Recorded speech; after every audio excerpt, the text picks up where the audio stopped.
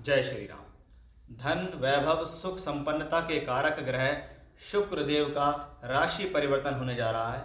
अब तक वो शुक्र देव मकर राशि में गोचर कर रहे थे। अब वो शनि की दूसरी राशि यानी कुंभ राशि में गोचर करेंगे, जहां पर शनि स्वयं विद्यमान है। यानी बनेगा शनि और शुक्र का योग, जहां शास्त्र में इसको धन योग के नाम से भी जाना जाता है।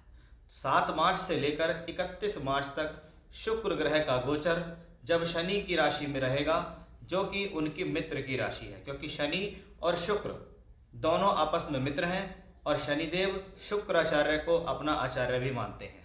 तो वहीं हम देखें तो शनि भी शुक्र की राशि यानी तुला राशि में ही उच्च के होते हैं। यानी शुक्र और शनि के योग को हम लक्ष्मी योग के लिए जानते हैं। ऐसा इसलिए भी हम कहते हैं क्योंकि काल पुरुष की कुंडली मेष लगन की कुंडली होती है और मेष लगन के लिए शुक्र दूसरे भाव और शनि एकादश के स्वामी हैं। ये दोनों ही भाव धन के भाव होते हैं। इसलिए शनि और शुक्र की ये युति बनने जा रही है ब्रह्मांड में 7 मार्च से लेकर 31 मार्च तक। इसका सभी 12 राशियों पर क्या प्रभाव होगा वो सब हम बहुत विस्तार से चर्चा करेंगे, और आपकी खास राशि यानी आपकी मुख्य राशि पर इसका क्या प्रभाव होगा, ये सब कुछ आपको इस वीडियो में जानकारी मिलेगी।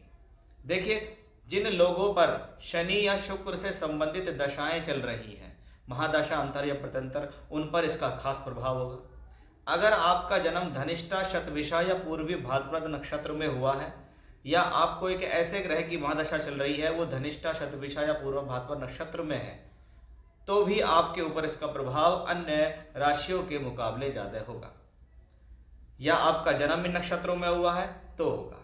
शनि और शुक्र, शनि जिनको हम कर्म कारक कहते हैं, शुक्र जिसको हम भौतिक सुख संसाधन का कारक कहते हैं, जब ये दोनों एक साथ मिलते हैं तो इसको योग कहा जाता है कि ये वो योग है जहाँ व्यक्ति अपनी हिम्मत, मेहनत और साहस से, अपने धैर्य से मेहनत करते हुए जीवन में आगे जाता है और सुख संसाधन को बटोर लेता है। किन लोगों पर इसका प्रभाव ज़्यादा हो सकता है? देखिए, शुक्र ग्रह जिसको हम धन का कारक कहते हैं, वैभव, सुख, संसाधन का कारक कहते हैं, तो फिल्म लाइन, मॉडलिंग, नृत्य, संगीत, media, Bollywood, singing, dancing, artificial jewelleries, stones का वर्क जो करते हैं, राशि रत्नों का जो काम करते हैं, या जहाँ पर हमें लग्जरी दिखाई दे रही है, जहाँ पर हमें ये दिखाई दे रहा है कि ये सुंदरता का विषय है, चाहे उसमें हम गारमेंट्स कहें, चाहे आर्टिफिशियल ज्वेलरीज कहें, चाहे हम मॉडलिंग कहें, चाहे हम ब्यूटिशियन कहें या बुटीक कहें, ऐसे क्षेत्र में जो लोग काम करते हैं उनके ऊपर इसका प्रभाव और अधिक पड़ जाता है। शुक्र और शनि का योग कहीं ना कहीं इंजीनियरिंग फील्ड में भी देखा जाता है, क्योंकि शनि की जो स्थितियाँ हैं वो व्यक्ति को एक टेक्निकल एजुकेशन कराती हैं।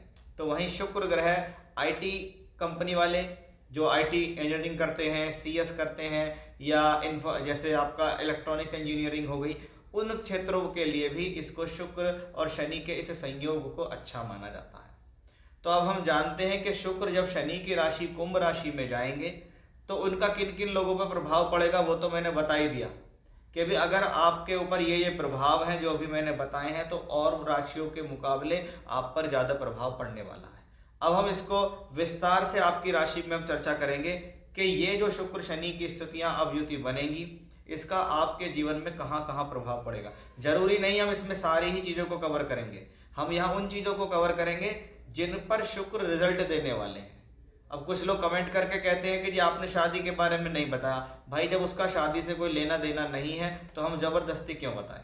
हम उसी को बताएंगे जहाँ से उसका एक्टिवेशन है, जहाँ से उसका संबंध बन रहा है। तो आइए शुरुआत करते हैं आज के इस विषय की और जानते हैं आपकी राशि पर शुक्र के इस गोचर का क्या प्रभाव होगा जब वो अपने मित्र शनि की राशि में गोचर करेंगे। देखते हैं कर्क राशि के जातकों पर इसका क्या प्रभाव पड़ने वाला है। कर्क राशि के लोगों के लिए अगर हम देखें तो ये युति आपकी राशि से 8वें घर पे बन रही है। जब भी कोई ग्रह कुंडली के 8वें घर में प्रवेश करता है तो कहीं ना कहीं उसके कारकत्वों में कमी आ जाती है। अगर शुक्र को हम धन, वैभव, सुख, संपन्नता का कारक कहते हैं, विवाह का कारक कहते हैं, जीवन में सुख, साधन और धन का कारक कहते हैं, तो वो शुक्र ग्रह कुंडली के जब 8वें घर के अंदर आता है तो इसको हम समझ सकते हैं भी कहीं ना कहीं आपको इन सब चीज़ों को प्राप्त करने में कठिनाई तो आएगी। अब क्योंकि राशि से 8वें घर में शनि अपनी ही राशि में है, शनि की रैया आप पर चल रही है, चौथे घर का मालिक शुक्र बैठा हुआ है 8वें घर के अंदर। अब चौथा घर क्या है? भूमि, जमीन, जायदाद, प्रॉपर्टी का है। ये किस चीज में पॉजिटिव है? ये पॉजिटिव है कि भी ऐसी स्थिति में अगर पैतृक संपत्ति से संबंधित कोई प्रॉब्लम्स आपकी अटकी हुई है या कोई फैसला आपके पक्ष में नहीं आ रहा है, तो ये कॉम्बिनेशन उस चीज को सॉल्व करने में सक्षम दिखाई देता है।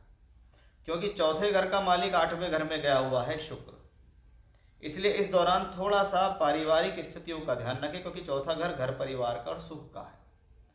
ऐसी स्थिति में जो लोग रेंटल प्रॉपर्टी पे होते हैं या जो लोग रेंट की प्रॉपर्टी पे रह रहे होते हैं, उनको इस दौरान किसी प्रकार का चेंज करने का नोटिस मिल सकता है, या जहाँ पर रह रहे हैं वहाँ पर किसी प्रकार की कोई परेशानी या माहौल का खराब होना या अशांति, ऐसे वातावरण की संभावना भी शुक्र की वजह से दिखाई देती है। क्योंकि शुक्र और शनि दोनों 8वें घर में है और दोनों ग्रह देखकर कुंडली के दूसरे भाव को, धन भाव को देख रहे हैं।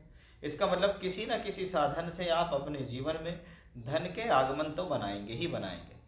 जैसा कि मैंने शुरू में ही बताया कि नेचुरल रूप से शुक्र और शनि का जो संयोग होता है ये धन के लिए ठीक है, क्योंकि शुक्र धन का कारक है, शनि कर्म का कारक है। बस इसमें थोड़ा तालमेल बिठाने की जरूरत है कि शुक्र कहता है धन वैभव संपन्नता आएगी, लेकिन शनि कहते हैं कि पहले कर्म होगा तभी तो धन वैभव संपन्नता आएगी। इसलिए पहले कर्म पे फोकस करना है, बाद में ये चीजें आपको मिलेंगी। क्योंकि 11वें घर का मालिक भी यहाँ है, 8वें में है, लेकिन अगर देखा जाए तो ये अपने से 10वें में बैठा हुआ है और दोनों प्लेनेट यहाँ से बैठकर सेकंड हाउस को देखते हैं। इसलिए ऐसी स्थिति में कभी कभी फंसा हुआ धन, गया हुआ पैसा या कोई पैसा रुक गया है या फंस गया है, तो वो भी आपके जीवन के अंदर मिलने की उम्मीद बढ़ जाती है। कभी कभी तो अचानक से कोई कॉन्ट्रैक्ट मिलना, अचानक से कोई लाभ मिलना भी देखा गया है, क्योंकि भी 11वें का मालिक 8वें घर में गया हुआ है।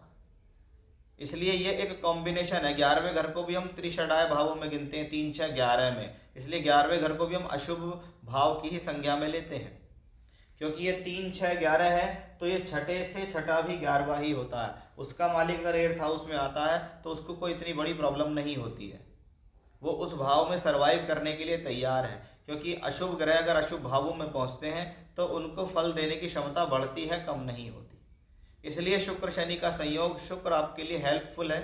शनि की ढैया चल रही है, उसके स्वभाव में भी कमी लाएगा ये, और शुक्र आपको किसी न किसी प्रकार से साधन भी देगा, लेकिन आपको अपने मन को कंट्रोल करना है, अपने घर परिवार को कंट्रोल करके चलना है।